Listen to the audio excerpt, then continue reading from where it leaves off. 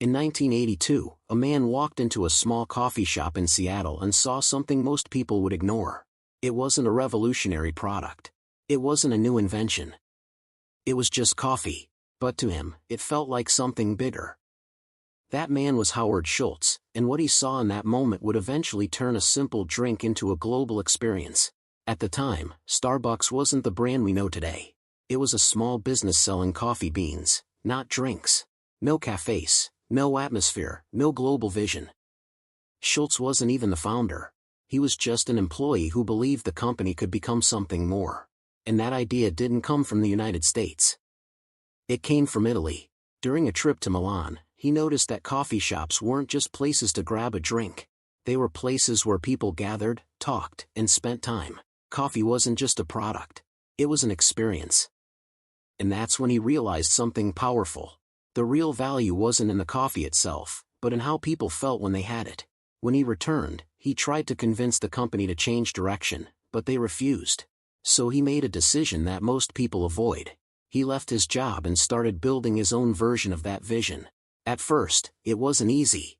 Investors didn't believe in the idea. People didn't understand why anyone would pay more for coffee. And progress was slow. Eventually, he got another chance. He acquired Starbucks and finally had the opportunity to build what he had imagined. But this is where the real challenge began. Because turning an idea into something that works at scale is not about vision alone. It's about structure. As Starbucks started to grow, things became more complicated. More stores, more employees, more customers. And with that growth came a new kind of pressure.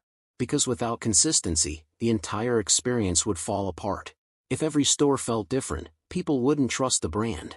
If operations weren't organized, quality would drop.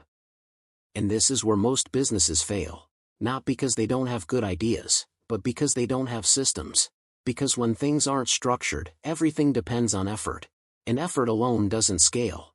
Howard Schultz understood this early. He didn't just focus on expanding. He focused on building systems that made expansion possible. Training systems to ensure every employee delivered the same experience.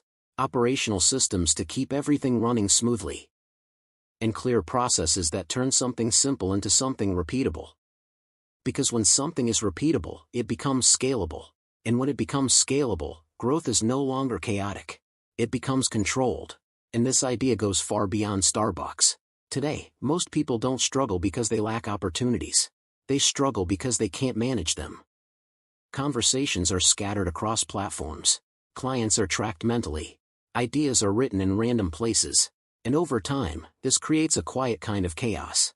Not obvious at first, but enough to slow everything down. Because when you don't have a system, things slip. You forget to follow up. You lose track of important conversations. You miss opportunities that could have turned into real results. Not because you're not capable, but because there's no structure holding everything together.